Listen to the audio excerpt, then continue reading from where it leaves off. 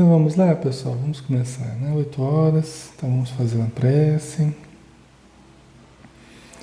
Vamos convidar a todos para nos acompanhar em pensamento e todos buscarmos o que temos de melhor dentro de nós para produzirmos a sintonia, encontrando o céu interior com o céu exterior, nos ajudando. Os espíritos encontram mais facilidade em nos ajudar também. Abençoa-nos, Senhor, para que todos possamos aproveitar ao máximo este momento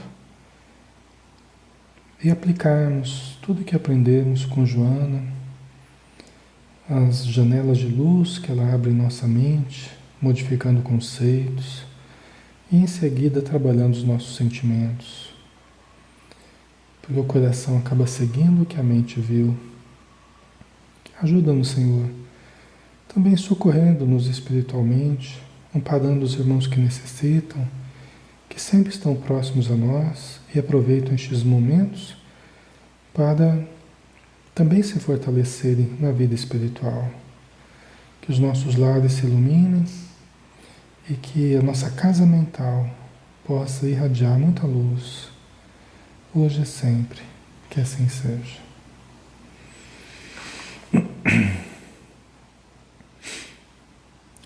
Então vamos começar.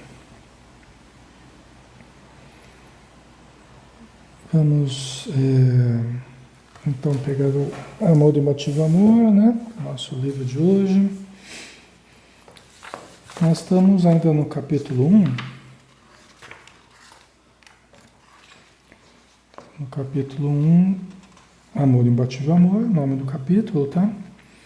O item é o item 2, Desejo e Prazer. E nós devemos terminar esse item hoje, tá? Se tudo der certo, nós terminaremos esse item. Bastante interessante o estudo de hoje, viu? Acho que vai dar para a gente trabalhar umas coisas bem legais aí, imagino. Certo? Então vamos lá, nós vamos pegar daquilo onde nós paramos na semana passada.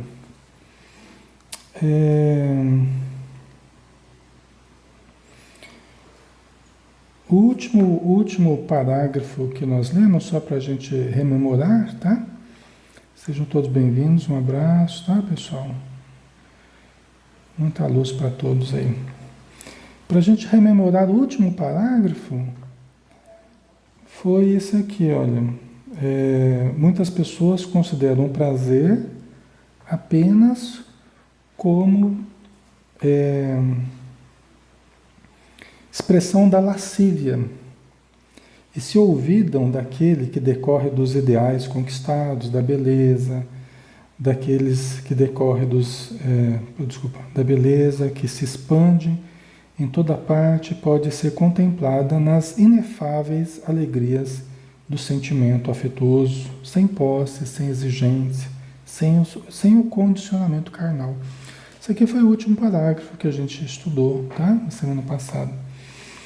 Então agora nós vamos dar continuidade no próximo aqui, né? Então aqui tem o capítulo 1, Amor e Motivo Amor, item 2, Desejo e Prazer, parte 3, tá? Vamos lá. Aí ela começa aqui então. Por uma herança atávica, grande número de pessoas tem medo do prazer, da felicidade, por associá-lo ao pecado, à falta de mérito, que se tornaria uma dívida a resgatar, ensejando a desgraça vir-lhe em pós, depois, né?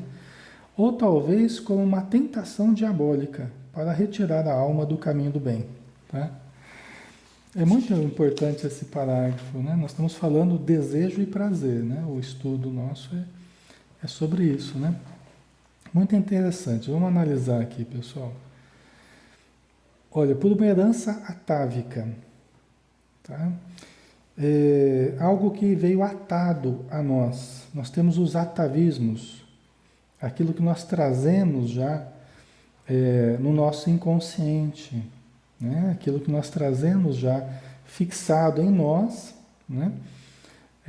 E que nos cabe nos livrarmos dos atavismos, tá? Porque eles têm relação com o passado, com situações que nem são, não deveriam mais ser a nossa realidade, mas ainda são, né? Ainda estão expressando a nossa realidade, né? Não deveriam ser, né? Mas, em função desse atavismo, por uma herança atávica, grande número de pessoas tem medo do prazer. Olha que interessante, não é, pessoal? Grande número de pessoas tem medo do prazer. Tá? Aliás, nós temos medo do prazer, da felicidade, como ela disse aqui. Por que isso? Por que nós temos medo do prazer? Do bem-estar, da felicidade? É uma das coisas que a gente mais teme. Nós temos um certo atavismo autopunitivo. Nós temos um atavismo autopunitivo em função dos erros que nós já cometemos no passado. Nós achamos que nós não merecemos a felicidade, que nós não merecemos o prazer, que nós não merecemos ser felizes, em função de algumas coisas que não deram certo nas outras existências.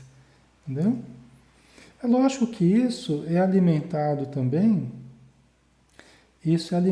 também por espíritos infelizes que se aproximam de nós, nos induzindo a esse modo de pensar também. Então, eles tentam nos induzir e nós aceitamos esse pensamento. Por quê? Tem uma parte que é nossa e tem uma parte que acaba, né, eles influenciando. Tá? Eles aproveitam da nossa fragilidade, pelas experiências mal sucedidas que nós trazemos do passado, né? Os erros que nós cometemos. Vocês entendem, pessoal? Vocês estão entendendo? Então, olha, por uma herança atávica, grande número de pessoas tem medo do prazer, da felicidade, por associá-lo ao pecado. Né? É porque nós já erramos muito no passado, não nos sentimos merecedores, e quando nós vivenciamos o prazer, nós achamos que isso está sendo uma coisa inconveniente, vamos dizer assim. Nós não deveríamos estar vivendo isso. Tem um componente também do pecado aí, associado ao desprezo ao corpo, associado ao desprezo ao sexo, ao desprezo ao dinheiro, desprezo ao mundo, não é? Principalmente na Idade Média. Na Idade Média nós fomos levados a crer, ou fizemos os outros crerem, né? Depende de que lado que nós estávamos, né? Se no meio religioso ou fora dele. Mas nós cultivamos nessa época, principalmente na Idade Média, o pensamento de que o mundo é do diabo, né? O mundo, o corpo, o sexo, o dinheiro, isso tudo, a gente demonizou muito isso tudo. O prazer, tudo isso é coisa do demônio, né? E quem cuidava da religião, quem temia a Deus, quem amava a Jesus, tal, só tinha que cuidar das coisas espirituais. Você tinha que negar a matéria, você tinha que negar o prazer, negar o corpo. Se possível, até machucar o corpo, né? Usando silícios, usando instrumentos de autotortura, porque o sofrimento nos elevava, e somente a dor nos dava méritos para conquistar o céu. Então era preciso sofrer muito, né? Vocês entendem? Então, isso gerou um atavismo, isso gerou uma fixação no nosso inconsciente que perdura até hoje, como sendo uma coisa associada ao pecado. Nós não podemos sentir prazer, nós não podemos sorrir, nós não podemos relaxar, não podemos ter um momento de ociosidade, porque isso é coisa do demônio, né? Então, até a Joana de Anjos fala que nós temos que estar em atividade compulsiva, né? Hoje o ser humano fica compulsivamente fazendo coisas, né? Ele não se permite palavras dela, não se permite um instante de ócio, palavras dela, tá? Não se permite um instante de ócio, porque acha que já está cometendo um crime, né? Tá? Então, é isso. Então, nós ainda temos feito essa negação, temos usado bastante essa negação ainda, tá? A Luciana Galone aqui. Uma coisa boa acontece, mas a gente não consegue se entregar sem medo. Sempre fica esperando que algo dê errado. Exatamente, Luciana, é isso mesmo. Por achar que não merece, né, Wanda? É isso mesmo, tá? Então, olha o que mais que ela fala aqui, né? Só para a gente relembrar aqui, né? Por associá-lo ao pecado, à falta de mérito, que a gente traz a percepção, mesmo que não consciente, mas inconsciente, a gente traz certas culpas do passado, né? Que fazem com que a gente não se sinta meritório, né? Não seja meritório para nós vivenciarmos as coisas boas, né? Que se tornaria uma dívida a resgatar. Quer dizer, se eu vivo coisas boas aqui, é porque eu estou errado, eu não devia estar tão feliz assim, né? Aí a pessoa já usa Jesus, fala assim, porque aqui não é, felicidade não é deste mundo, e aí então você está muito feliz para estar nesse mundo aqui, viu? Né? Aí a gente acaba entendendo mal, inclusive, né? Como se a gente tivesse que ser infeliz aqui, né? E certamente que Jesus não quis falar isso, não quis dizer isso. Inclusive ele falava, o reino de Deus está dentro de vós. A felicidade não é deste mundo de fora, é do mundo de dentro. O reino de Deus está em vós.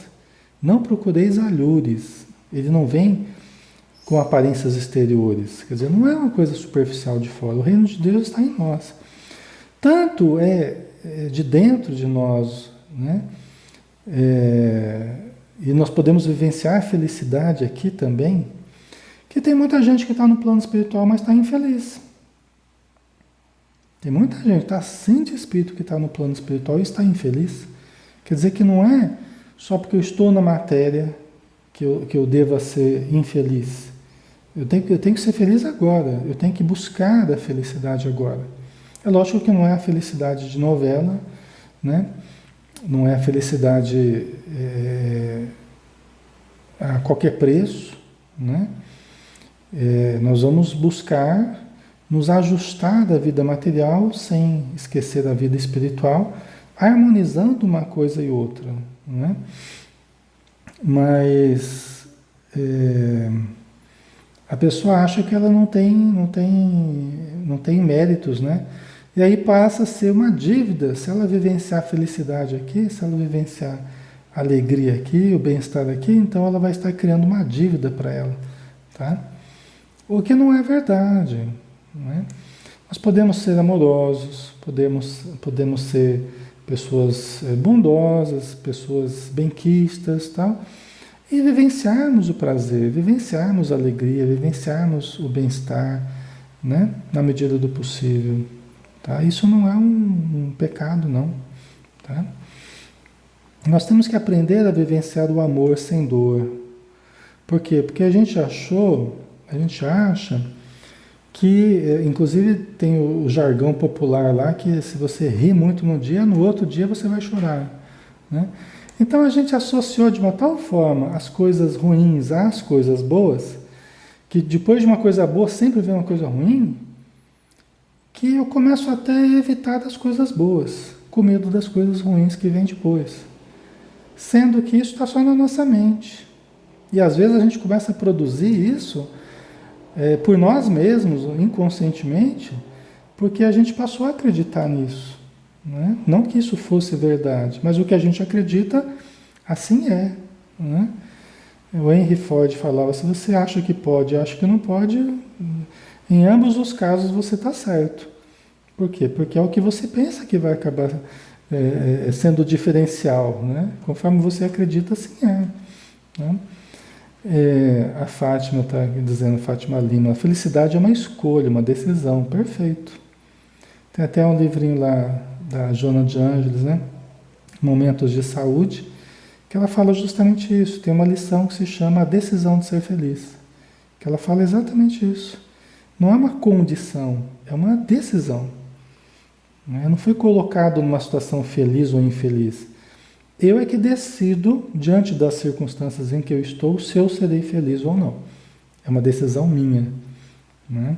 Desde a hora que eu levanto até a hora que eu vou dormir, né? Inclusive à noite, tá? De madrugada.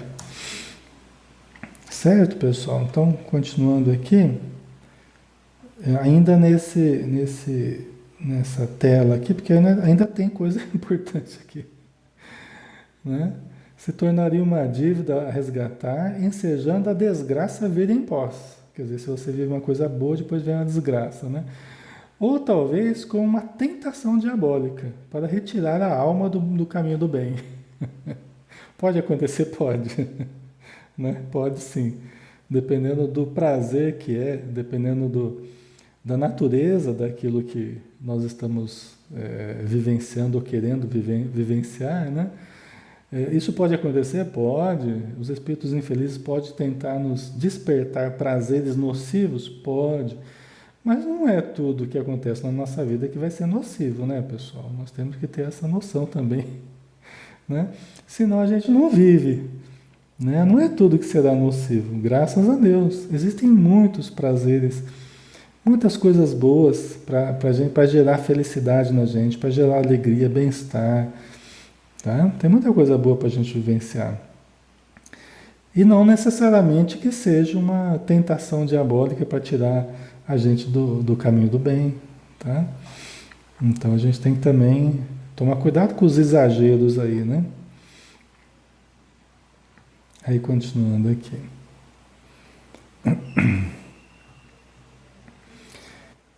Tal castração punitiva que se prolongou por muitos séculos, tá vendo?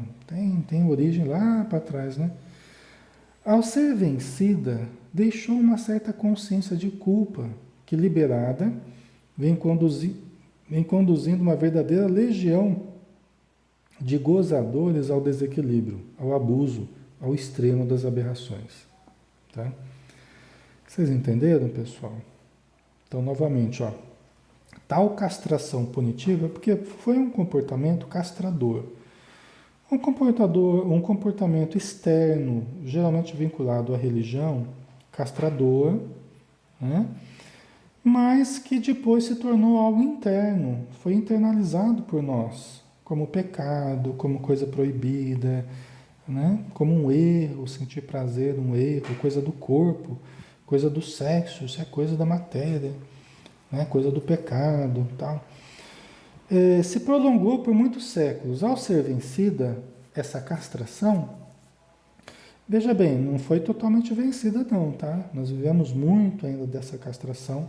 Muitas pessoas ainda vivem frigidez, ainda vivem impotência, ainda vivem neuroses várias, problemas graves advindos das castrações a que foram submetidas, processos perversos, doentios, que foram submetidas no passado.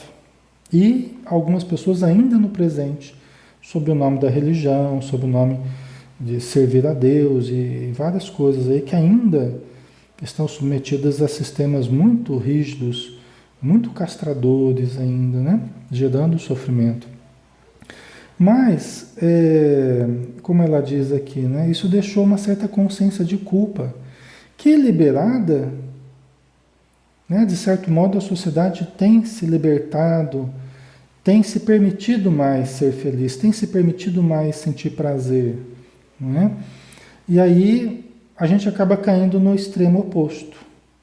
Qual? O de gozar a vida de uma forma desequilibrada. Aí a gente cai no abuso, no extremo das aberrações, como a gente tem visto, né? Eu acho que nunca se vivenciou tanto apelo sexual como a gente está vivendo hoje, né, pessoal? né? Pelo menos a impressão que a gente tem, né? Acho que nunca se viveu tanto esse apelo sexual quanto hoje. Isso está enraizado totalmente na sociedade, né? As crianças hoje já crescem com a malícia do adulto, né? Porque ela aprende isso com o adulto. A criança já cresce com essa sexualidade exacerbada. Desde pequenininha ela já, né? Ela já tem essa sexualidade exacerbada. Os meninos, meninas estão amadurecendo sexualmente precocemente. É tamanha a estimulação que está existindo, né? Então, a gente vê muita coisa que está ocorrendo nesse sentido, que, na verdade, é o fruto dessa superação das castrações, só que ainda sem sabermos usar direito a liberdade que temos, né? Tá? A Luciana Galoni colocou isso para quem não tem problemas maiores como a depressão, pois quem vive esse problema não tem forças para fazer essa escolha. Então, aí que tá, né, Luciana? Muitos, você lembrou bem, muitos acabam entrando em depressão. Você não pode isso, não pode aquilo, não pode aquele outro, não pode. Religiões muito castradoras, as pessoas começam a ficar meio atrapalhadas mentalmente, emocionalmente, mentalmente. Por quê? Porque não pode nada. E não podendo nada, para que eu vou viver sem poder nada? Nada me é lícito, tudo é pecado, né? Então isso vai gerando, nós vamos ver na sequência que ela vai falar coisas muito interessantes aqui, isso vai gerando uma sensação de não ter saída, de não ter sentido a vida, de não ter prazer, de não ter gosto em viver, de não valer a pena. Porque se nada eu posso desejar, então é melhor não querer. Eu caio no não querer, aí eu entro em depressão, né? Um não querer, eu recolho o meu desejo, eu deixo de investir na vida, eu deixo de investir nas pessoas, deixo de investir em todas as coisas boas que eu poderia investir, tá? Ok, pessoal? Tá fazendo sentido para vocês? Espero que esteja ficando claro aí, né?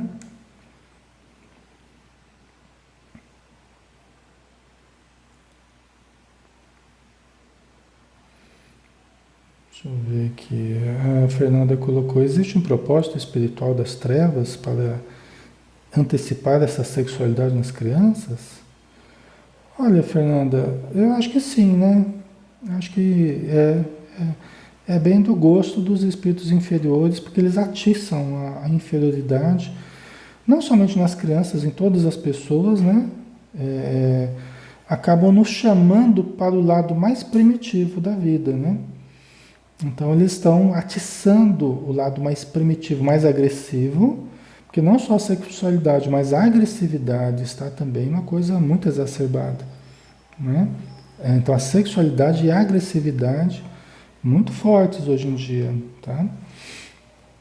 Coisas que no passado, alguns anos atrás, aí seria um absurdo a gente ver na televisão, hoje você vê tranquilamente na televisão, né? Em qualquer lugar. Então, isso está sendo exacerbado, né? E quanto mais cedo eles conseguem estimular, já vai deformando a personalidade, já vai deformando a vida das pessoas através de uma superestimulação, né? Sexual, certo? Ok? Então, continuando. Como efeito secundário, ainda existem muitas pessoas que temem o prazer ou que procuram dissimulá-lo, envolvendo em roupagens variadas de desculpismos para acalmar seus conflitos subjacentes. Como é que seria isso, né? Bom, eu não posso vivenciar porque me é interditado, o meu desejo é interditado. Aí eu falo assim, mas eu também não queria, né? Isso aí não precisa, né? Isso aí não é bom, né? Você ficar muito feliz, né? Vai que... Começa a criar um monte de desculpa, né? Para justificar o porquê que nós temos que aceitar as interdições do nosso desejo, as imposições autopunitivas ou castradoras do ambiente, vocês entendem? A gente começa a criar esses subterfúgios aí para convencer a nós mesmos e aos outros, né? O porquê que a gente não pode ser feliz, o porquê que a gente não pode ter prazer, o porquê que a gente não pode ser alegre, né? Então a gente vê pessoas se inibindo nesse sentido, né? E muitas vezes passando a cobrar dos outros também, para que os outros também não...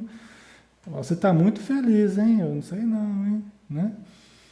Então tem gente que acha que a gente tem que, né, viver infeliz aqui na Terra mesmo, né? Que aí sim, aí a pessoa quando ela está bem feliz, aí todo mundo ajuda, todo mundo vai amparar. Então a gente acaba usando isso até como um meio de chamar atenção, de aplacar o nosso sentimento de culpa, né? Afinal de contas, nesse planeta não é local de felicidade, então a gente sendo infeliz, a gente se sente mais à vontade, né?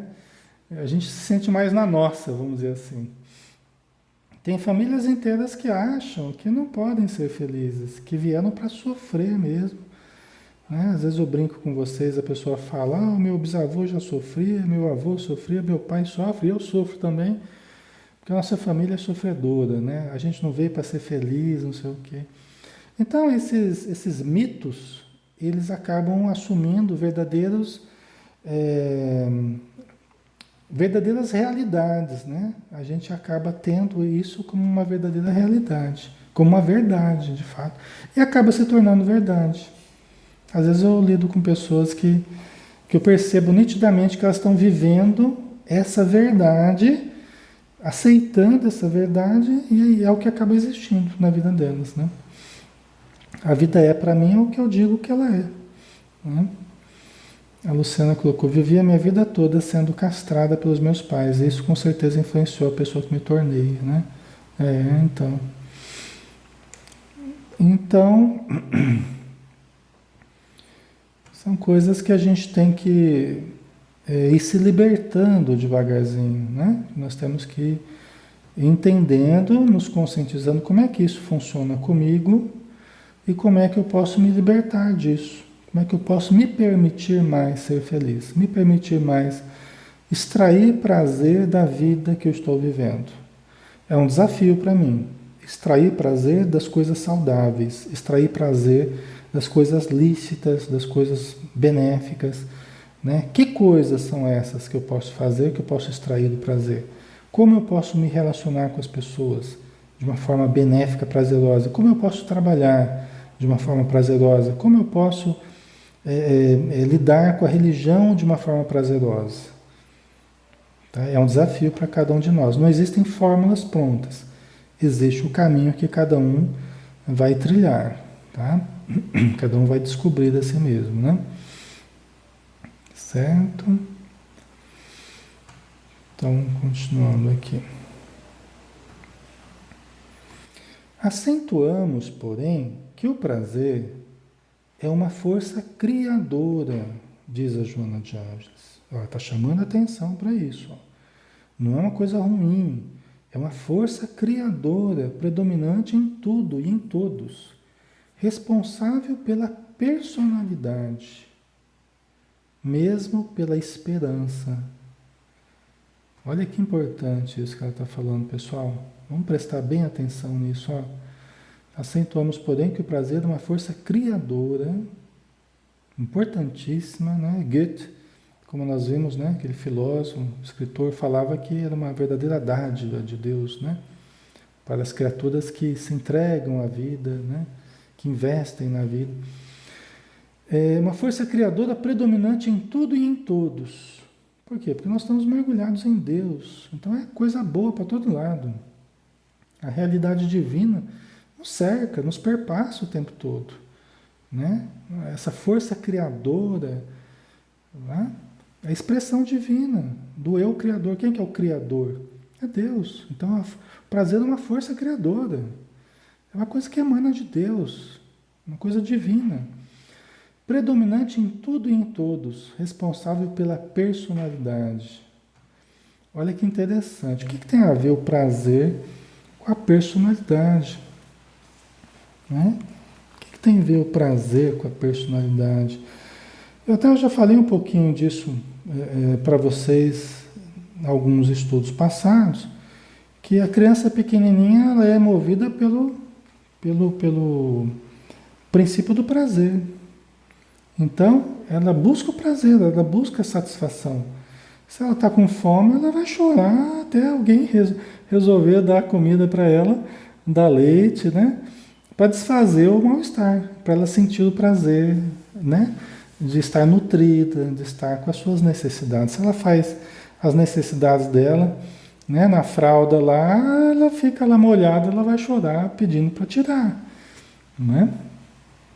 Então, isso permite que a criança cresça, se estruture. A nossa vida será uma constante busca por determinados prazeres, por desfazer incômodos e por gerar bem-estar físico, emocional, tá? Então, isso permite que nós estruturemos a nossa persona atual, a nossa personalidade atual. Qual é a minha personalidade? Eu sou Alexandre, nasci em Marília, São Paulo, filho de fulano, cicrano, estudei em tal colégio. Isso tudo faz parte da estruturação da minha personalidade atual. A personalidade é quem eu sou nessa vida, minha personalidade atual. O conjunto das personalidades nós chamamos de individualidade. Eu sempre comparo com o arquivo. Cada folha do arquivo é uma personalidade que nós vivemos na Terra. É uma encarnação. Então, cada encarnação é uma personalidade que nós estruturamos. Tá? É uma persona diferente. Ok? A somatória dessas personalidades constitui o nosso arquivão, que nós chamamos de individualidade. É a individualidade eterna, o espírito imortal. Tá? Então veja a importância do prazer. O prazer ele ajuda a gente a estruturar a personalidade. Estão vendo como é imprescindível o prazer? Por isso é que eu não gosto daquelas perspectivas assim de punição. Ah, você não estudou, então eu vou tirar o karatê, eu vou tirar o vôlei, vou tirar não sei o quê. Quer dizer, a criança, o jovem já está indo mal numa coisa porque não está encontrando prazer naquilo. Se estivesse encontrando prazer, se estivesse tendo gosto, aquilo já ia melhor na escola. Né? E aí já está vivenciando de uma forma precária isso. Aí você vai e tira as coisas que ele gosta, ou que ela gosta. Quer dizer, aí que você faz um estrago maior ainda. E o risco é, inclusive, de gerar depressão na criança, no jovem. Né? Quer dizer, já está tendo dificuldade está se sentindo compelido, forçado a fazer uma coisa que não gosta. Ah, mas todo mundo faz, tem que fazer também. Ok, mas né, vamos respeitar também certos limites, né? Vamos compreender também outras necessidades que os jovens têm, né? Vamos estimular tudo, mas essa perspectiva de punição é muito complicada, pessoal. Né? Não costuma dar bons resultados isso, tá? Por quê? Porque ele já está com o desejo meio complicado. Aí você tira coisas que animam, que dão gosto à pessoa viver, né? Que faz com que ela se movimente, que ela conviva, e a gente vai lá e tira isso, né? Eu acho isso muito prejudicial, muito ruim. Tá? Não de uma forma absoluta também, tem que ser algo racional, né? Algo que tenha uma lógica, né? Dentro de um contexto específico, tá, pessoal? E não ficar punindo por punir, né? Então, deixa eu ver aqui, a Fátima colocou, a pessoa infeliz é mais bem aceita socialmente. A felicidade incomoda, gera desconfiança, um certo desconforto. Fátima, eu acho que aí eu não vou concordar com você, tá? Você me desculpe, mas eu não vou concordar com você nesse ponto aí. Eu acho que acontece o contrário, tá? A pessoa melhor, a pessoa mais feliz, ela acaba sendo melhor aceita socialmente. Tá? Ela consegue estruturar melhor os relacionamentos dela. Tá? A princípio, a pessoa infeliz, ela chama atenção pela infelicidade, mas daqui a pouco ela começa a cansar as pessoas. Tá? Ela usa esse recurso para chamar a atenção, para ser coitadinha, né? E atrai as pessoas, só que as pessoas vão se cansando do negativismo e tal, né? O que gera desconfiança, Fátima, no meu modo de pensar, é justamente a atitude desconfiada que a gente nutra. Se você nutre a desconfiança, e as pessoas infelizes, geralmente elas desconfiam muito das pessoas, elas desconfiam das pessoas, elas emitem a vibração da desconfiança. O que acontece? Os outros desconfiam dela. Entendeu? O resultado é que os outros passam a desconfiar dela, porque ela emite a vibração da desconfiança. Tá? Eu costumo dizer assim, que a confiança é um jogo que nós temos que apostar primeiro. Porque se a gente for esperar os outros apostarem para daí a gente confiar, deixa a pessoa mostrar se ela confiava, aí eu vou confiar. Quando nós fazemos isso, nós já irradiamos a vibração da desconfiança. Quando nós esperamos que o outro aposte primeiro, o outro já vai nos ver com desconfiança. Entendeu? Então é um jogo que nós temos que apostar primeiro. Tá? Quem confia, e aqui eu não estou falando de ingenuidade, tá, pessoal? Porque tem muitos temperamentos ingênuos, que se entregam assim a situações totalmente, né, de uma forma muito aberta, muito confiante demais, aí também não, né, há o bom senso aí, tá? Mas a pessoa desconfiada, ela passa por mais dificuldades, tá? No relacionamento social, pelo menos é a vivência que eu tenho, tá? Vamos lá? Vamos continuar. Tá? Ó o que ela fala aqui, ó. O prazer é responsável pela personalidade, mesmo pela esperança. Olha que interessante. Quer dizer, a própria esperança que a gente coloca como sendo uma categoria de análise, assim, é uma virtude do Evangelho, né? A esperança, caridade e tal. Então, a esperança que a gente trata como uma coisa assim, uma virtude, uma coisa, né, tão importante para nós em termos evolutivos. E a Joana está dizendo, olha, o prazer é responsável pela esperança. Você vê que a esperança ela tem um conteúdo talvez até mais próximo de nós, né? Talvez até mais fisiológico, vamos dizer assim, né? Mais relacionado com a nossa vivência do prazer do que a gente imagina, né? Por isso que os espíritos valorizam as nossas relações sexuais, eles valorizam as nossas necessidades fisiológicas, eles valorizam as nossas necessidades financeiras, sim, os espíritos levam isso tudo muito a sério. Eles sabem que nós precisamos dessas realizações, desses pequenos prazeres, para a gente ter esperança na vida, para a gente ter gosto de viver. Eles sabem disso. Só que no passado, como nós nos aliamos muito, nós negamos muito dinheiro, negamos muito o corpo, o prazer, o sexo, né? Então a sociedade ainda vê isso tudo como algo ruim, de certo modo, né? Mas devagarzinho nós vamos superando isso, né? Aprendendo a lidar com o dinheiro de uma forma equilibrada, né? Aprendendo a lidar com o sexo, aprendendo a lidar com o prazer. São instrumentos que a gente tem, que nós temos que aprender a lidar, né? Mas veja a importância disso para a esperança. Por isso que a pessoa que não pode fazer nada, não pode gostar de nada, não pode praticar nada, não pode... Porque tudo é pecado, a pessoa vai perdendo a esperança de uma vida melhor, de ter os seus prazeres também na vida, né? Não pode usar vestido, não pode usar maquiagem, não pode dançar, não pode cortar o cabelo, não pode... A pessoa, caramba, o que eu posso fazer aqui que eu possa me sentir mais bonita, né? Que eu possa gostar do meu corpo, me tratar bem.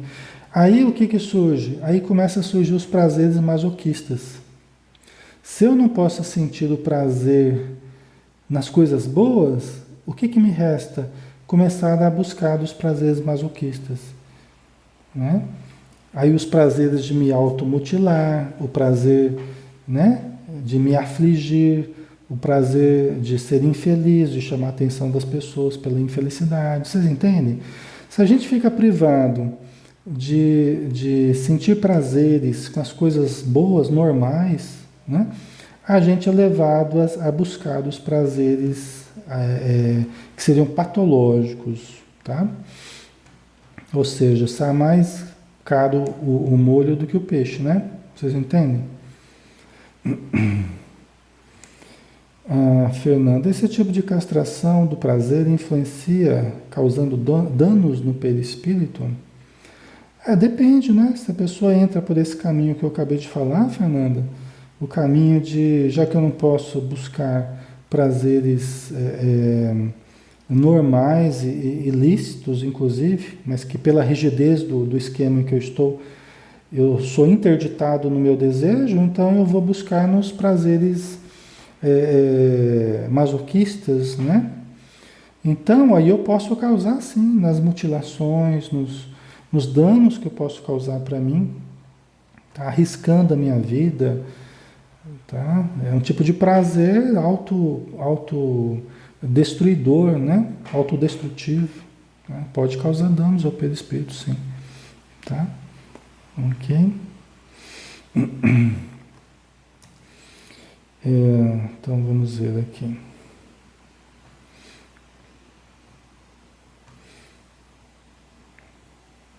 Deixa eu ver. Se eu estou pegando direito aqui. Tá, isso mesmo. Muitas vezes é confundido com o desejo de tudo possuir, a fim de desfrutar, mais tarde, da cornucópia carregada de todos os gozos, preferentemente os de natureza sexual, né? Quer dizer, a busca do prazer, né, que nós estamos falando das possibilidades lícitas do prazer, equilibradas, positivas, o prazer de ouvir uma boa música, o prazer de dançar, né? Quem gosta de dançar, né? De uma forma agradável, bonita, né? O prazer de se vestir bem, o prazer de comer alguma coisa gostosa, né? Então existem vários prazeres, o prazer de meditar, o prazer de orar, o prazer de fazer caridade, de visitar alguém, de conversar coisas boas. Existem vários prazeres positivos que a gente pode vivenciar, né? Mas, às vezes, confundido com o desejo de tudo possuir, a fim de desfrutar mais tarde das várias possibilidades de gozos, preferentemente de natureza sexual. Quer dizer, é a pessoa que está buscando ter para o prazer, para se entregar depois ao prazer, né? Se você for, por exemplo, numa fila de lotérica, e perguntar lá, véspera do sorteio lá da Mega Sena, acumulada lá 100 milhões de reais, né? 150 milhões de reais. Se você for perguntar lá, tá todo mundo com sonhos exacerbados, você for perguntar, o que você vai fazer se você ganhar, tal, né? As pessoas começam a falar um monte de coisa. E a maioria delas, coisas que iriam destruir a vida das pessoas, né? Eu iria gastar tudo com festa, com mulher, né? Essa é justamente a razão pela qual você não deveria ganhar, né? Porque a pessoa perderia rapidinho esse dinheiro e, inclusive, destruiria a própria vida, né? Mas é o que ela está falando aqui, né? Porque a gente confunde, muitas vezes, com essa busca de tudo possuído a fim de desfrutar uma vida toda cheia de gozos, preferentemente os de natureza sexual, né? Não é o objetivo da vida a gente fazer isso, né? Mas é a nossa infância ainda, a nossa infância psicológica, a nossa infância moral, que às vezes faz com que a gente entre nesse tipo de ideal, né? Que é um ideal muito questionável, né? A Wanda, Ale, o masoquismo no campo sexual tem a ver com o que você falou há pouco. Atitude masoquista, psicologicamente falando, né? E tem repercussões no campo sexual, né? O masoquismo é uma prática sexual, né? Associada ao sadismo, né? O sadomasoquismo, né? Você tem a inversão psicológica, tá? A inversão psicológica de quem deixa de sentir prazer nas coisas boas e passa a sentir prazer na dor. Tá? Nós todos somos meio masoquistas, porque quando a gente fica criando problemas para nós, quando a gente fica criando infelicidades, a gente está, de alguma forma, cultivando esse atavismo masoquista, autopunitivo. Tá? Então, isso nós acabamos fazendo, todo mundo faz um pouco disso, né? Mas a gente precisa perceber quando a gente está fazendo isso, né? Invertendo a ordem psicológica. Fala, não, tem que sentir prazer nas coisas boas.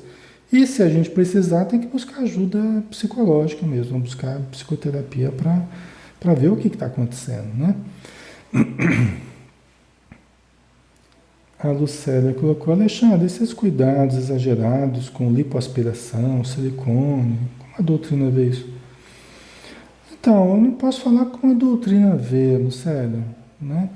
Você, quando você fala o exagero, os cuidados exagerados, né? Quando é um exagero, quando é um excesso, né? Até a pessoa não precisava, vai se submeter às vezes a cirurgias perigosas até, colocando em risco até a própria vida, em função de uma questão estética, né? Que embora a gente deva respeitar as pessoas nas suas necessidades, né? Às vezes a pessoa está tão neurótica, está tão fixada naquilo, que enquanto ela não faz aquilo, parece que a vida não anda, né?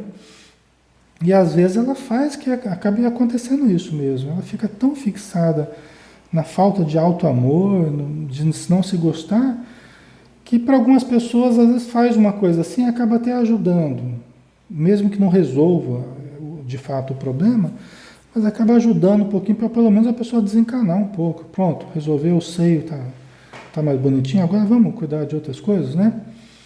Tá? Mas isso cada um tem que pesar, né? Usar o bom senso, tá?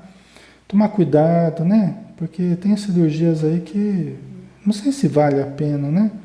A gente correr tamanho risco em função de uma questão estética. Mas aí cada um tem que avaliar, né? Difícil a gente falar isso, que a mulherada vai ficar brava com a gente, né? Cada um sabe o que faz da própria vida, tá? Os ensinos estão aí, né? Os estímulos da espiritualidade estão aí para nós aproveitarmos.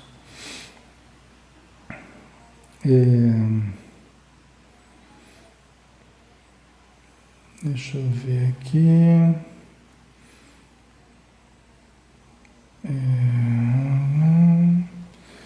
A Ivanete, eu tive uma adolescência privada de tudo, mas hoje compreendo que a educação daquela época levou os meus pais a agirem assim. Hoje não tenho nenhuma frustração decorrente daquele comportamento dos meus genitores. Vida tranquila em relação a isso, né? Então, pois é. A gente tem que lembrar que tudo tem a sua função, né? Então, se nós passamos por privações também, passamos por situações muito complicadas, é porque isso de alguma forma teve uma função também na minha atual existência. Às vezes eu também exagerei no passado, então eu vim com algumas restrições para eu aprender a ser mais comedido, mais comedida, né? Aí depois a gente vai buscando um equilíbrio, né? A gente vai buscando tratamentos, aí vai eliminando aqueles efeitos colaterais das restrições pelas quais a gente passou, né? Então a misericórdia divina é muito grande, ela sempre nos dá recursos para a gente se recuperar de algumas questões, né? Então, continuando, pessoal, vamos ver se a gente termina hoje. Eu já estou em dúvida se a gente vai terminar isso hoje, porque ainda tem...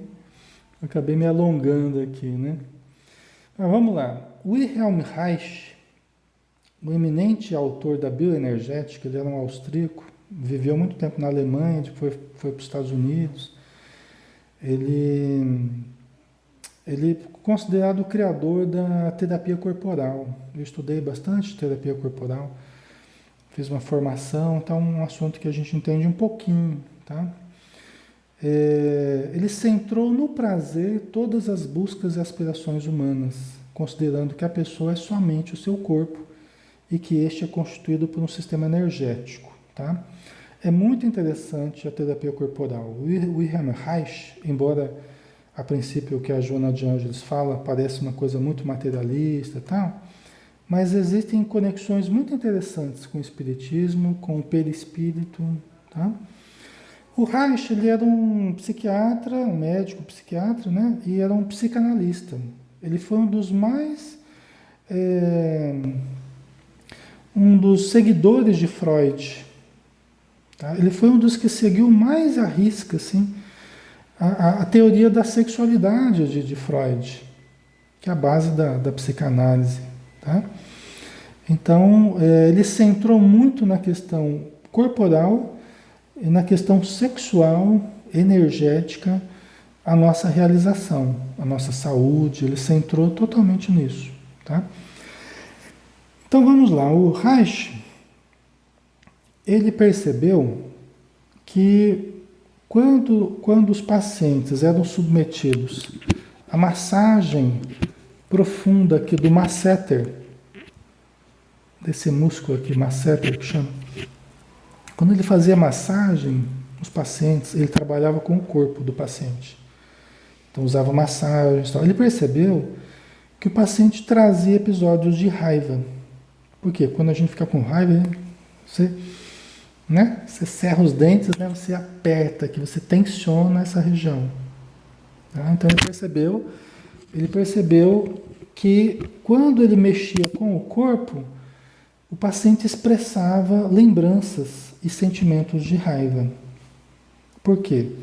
Porque teriam ficado gravados no organismo, gravados na musculatura, gravados na nossa estrutura orgânica. Ele considerava que o nosso corpo é o nosso inconsciente. O que o Freud chamou de inconsciente, o Reich, ele falava que era o próprio corpo, que o nosso corpo era o nosso inconsciente. E tem a sua razão de ser.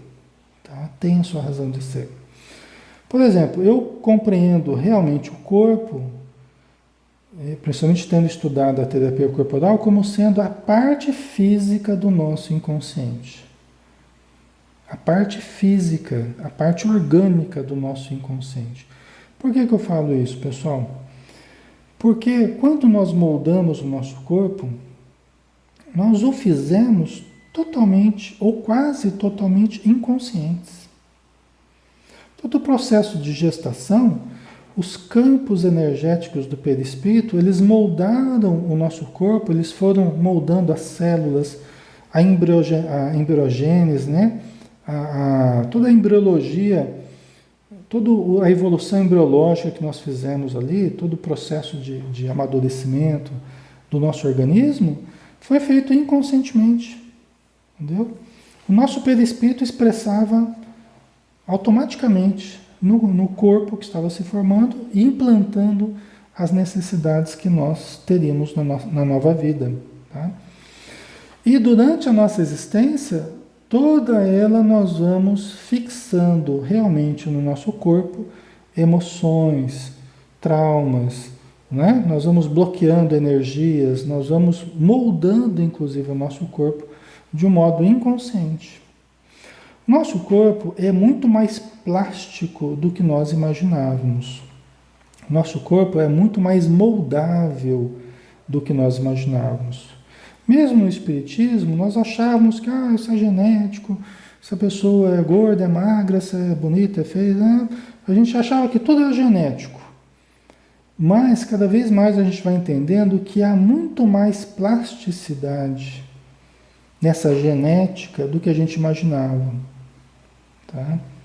Tanto que é importante, no livro Missionários da Luz, é importante o que o Alexandre fala nesse livro, que é o mentor do André Luiz. O André Luiz pergunta assim,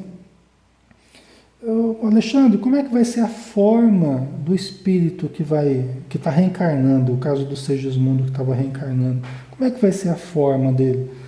Aí o Alexandre fala assim, olha, a forma dele vai ser a somatória dos pensamentos dele, da imagem mental que ele cultivar.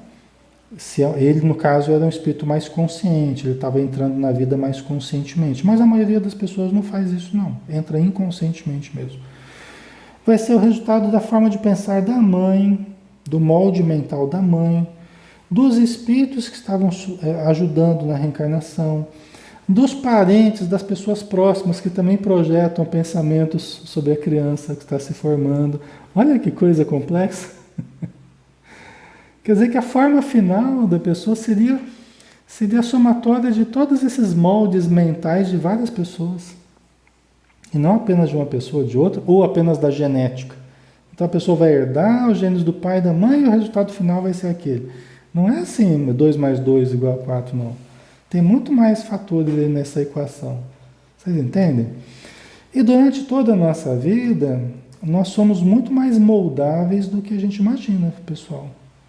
Tá? Nós somos muito mais moldáveis do que a gente imagina, tá? Conforme as nossas fixações.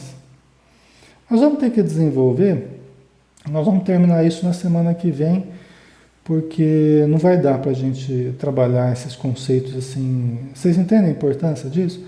Não vai dar para a gente trabalhar isso rapidinho, não. Tá?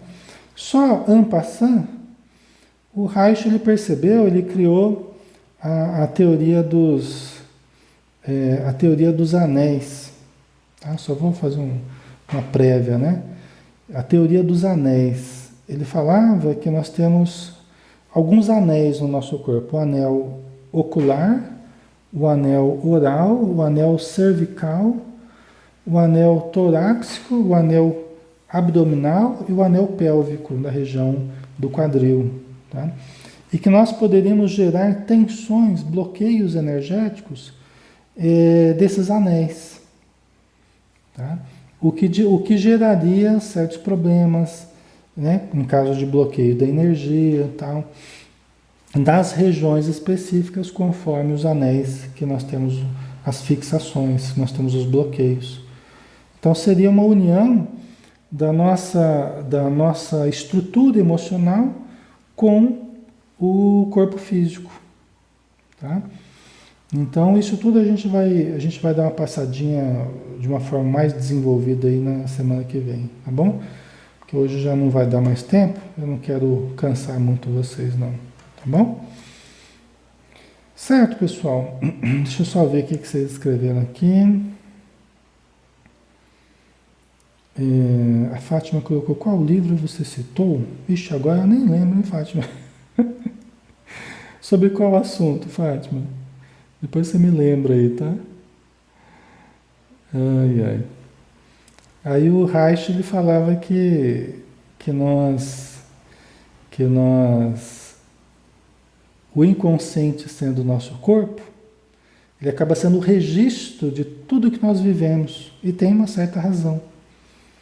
Por exemplo, dentro da fisioterapia, você sabe hoje, a correção postural, todas as questões associadas ao aprendizado, né? Você sabe que a criança que não engatinhou, ela pode ter problemas depois, inclusive com a aprendizagem.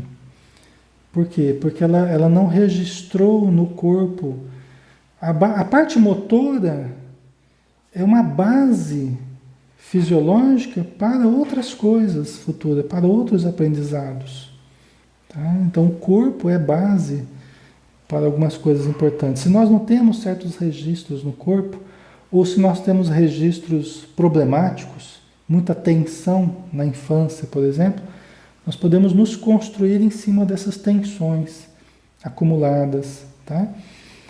E o Reich falava que era a neurose fixada no corpo, no inconsciente, né, que é o corpo, no caso do pensamento dele. Tá?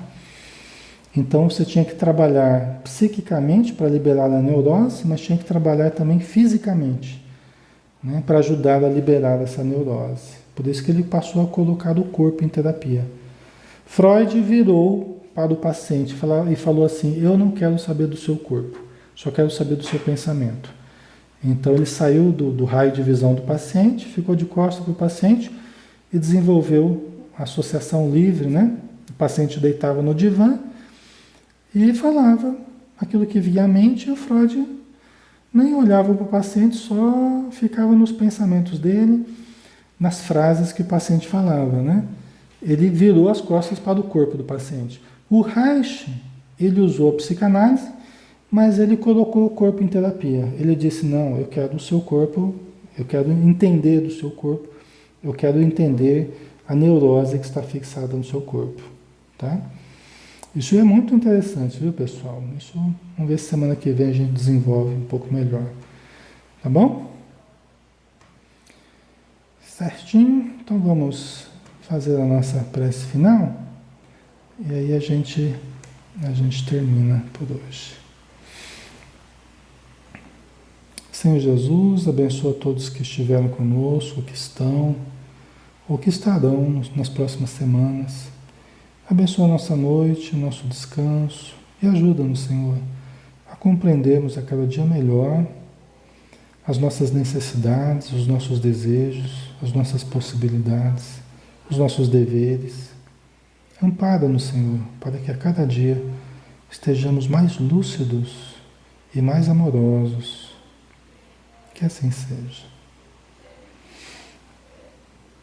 Muito bem, então um grande abraço a todos, tá? Fiquem com Deus, tenham uma boa semana aí e até a próxima quarta, né? No estudo do Amor Imbatível Amor. Sexta-feira, às 8 horas para mim, às 21 para quem está no horário de verão, nós temos Entre a Terra e o Céu, tá bom? Então, até lá também. Um abraço, até mais.